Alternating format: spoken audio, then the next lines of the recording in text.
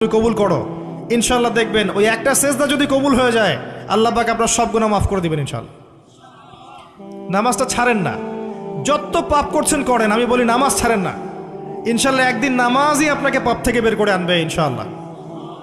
আর শয়তান আপনাকে হতাশ করতে চাইবে, শয়তান আপনাকে হতাশ করতে চাইবে যে তুই তো গার্লফ্রেন্ডের সাথে কথা বললি, রাতের বেলা পর্ন দেখলি, তুই তো ফ্রি মিক্সিংয়ে আছিস, তুই মাদকদ্রব্য খাচ্ছিস, তুই কাজে ফাঁকি মারিস, তুই ট্যাক্স আদায় করিস নাই, দুর্নীতি করছিস, তুই আবার নামাজ পড়বি কেন? শয়তান আপনাকে এগুলো বোঝাবে কিন্তু যে নামাজ তো আমার শোভা পায় না, আমি তো অনেক পাপী মানুষ।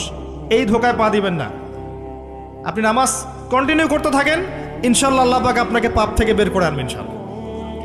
ওই নামাজটা যদি ছেড়ে দেন তাহলে আর কোনো হাতিয়ার বাকি থাকবে না। আর আপনি যত পাপ করেন না কেন মায়ুস হবেন না, মন ছোট করবেন না। আপনার একটা সেজদা, যে সেজদা আপনি চোখের পানি ঢেলে দিয়েছেন আল্লাহর কাছে,